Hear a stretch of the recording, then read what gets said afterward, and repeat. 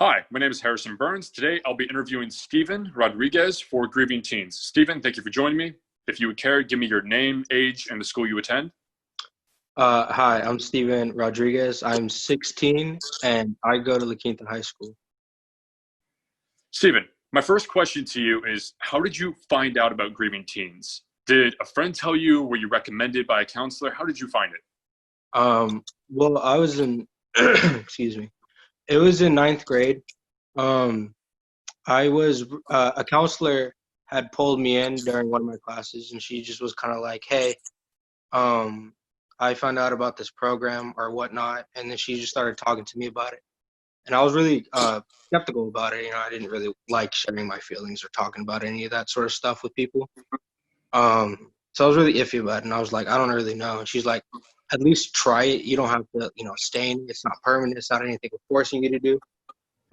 But if you like it, just continue going. She told me the place and what time and what day and whatnot, and that they'll give me like this little slip or whatever. So I was like, all right, cool. I guess I'll go. Um, and then that's just kind of how I started going. Okay. So, why did you start attending? Did you Um, have feelings of grief? What was your story? What were you going through at the time?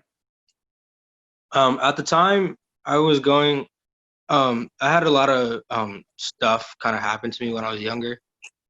Like I didn't have my dad. He wasn't in my life. Um, and my mom wasn't a really good mom. She used drugs and she like neglected me. And I'm the youngest out of all of my siblings. I have four others. And I'm the youngest, and she just kind of pushed me off, and like I felt really neglected. And and so I was off and on between my mom and my tia, my aunt. You know, um, I was just kind of flipping back and forth between those two ladies, and it was all kind of hard for me to I guess it was just kind of hard to go through. It was kind of hard to live with.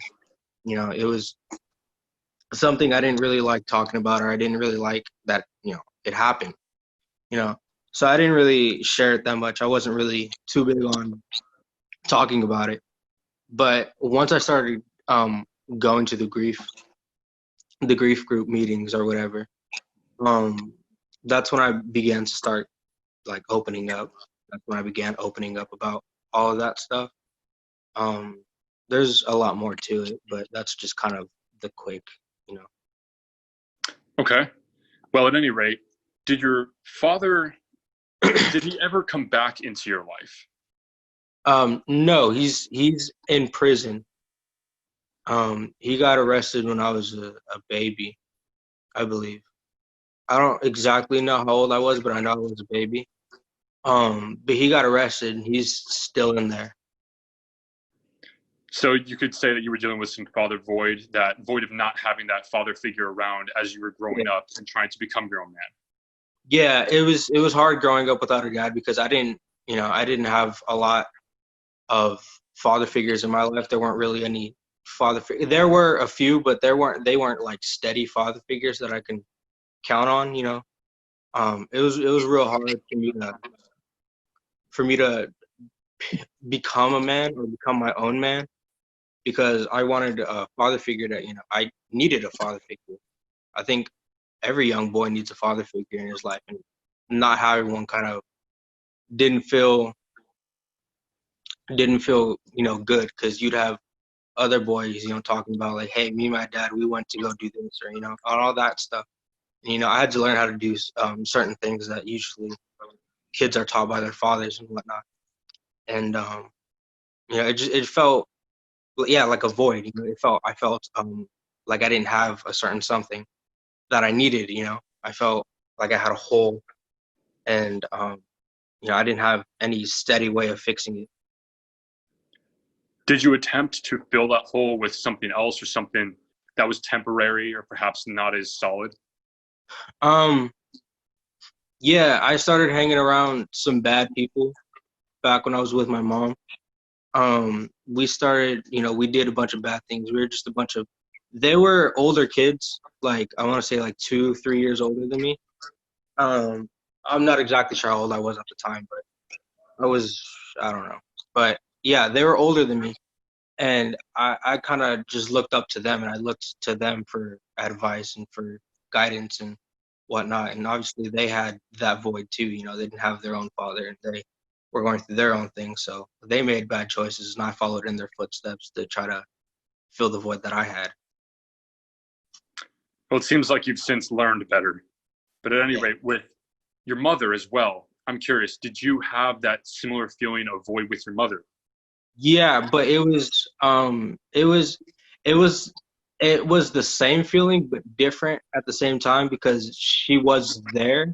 She was, like I seen her, and like I was able to talk to her and whatnot, but she also wasn't there for me. She was on the drugs, and she was absent-minded, and she just wasn't um I don't know, stable enough to even want to look at me or take care of me. So I definitely felt that void, of like not having a mother, but it felt worse because I knew she was there, and I knew she was, at least with my dad, at least he was like in prison and he couldn't physically be there with me. But my mom was physically there, and she still chose not to, do all that, be a mom about it and all that. So that was a lot harder, I would say.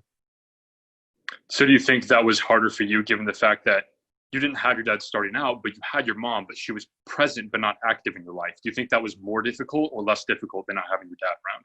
I would say that'd be more difficult due to the fact that I can like see her, and I can talk to her, but she's not paying attention. She's not listening. She doesn't care, you know. So there's a difference between, like my dad physically not being here, like he physically can't be here. I mean, and who's to say he would take care of me if he was here? But I don't know that. So like the fact is, he physically can't be here with me, and my mom just chooses not to be here, because she can physically be here for me. She can physically do stuff for me, but she chooses not to. She chooses the drugs over me, and I would say that's a little bit more. I would say it's a tougher thing to deal with over my dad. Would you recommend Grieving Teens or a program like it to other people who are dealing with similar situations as yourself? Um, yes, because well, like I said, I started back when I was in ninth grade. I'm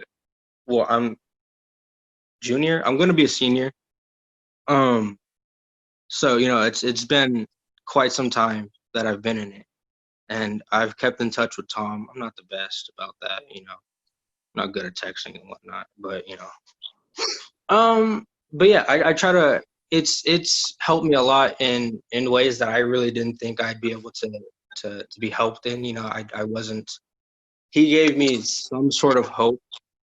He gave me some sort of sense of like security. Like I have someone to go to that if anything else were to happen, I have someone to share it with.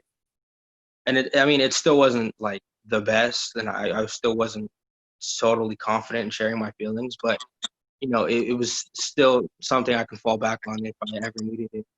And then just the thought of having that in my head was enough to get me through the day. It was enough to let me know that I wasn't completely alone like I thought I was, like I thought I had been for years.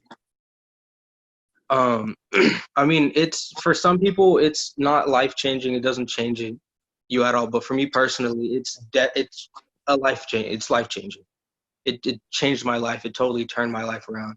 He's helped me um, get to where I am now. I definitely think if I hadn't joined that group, I wouldn't be where I am now. And I completely love where I am.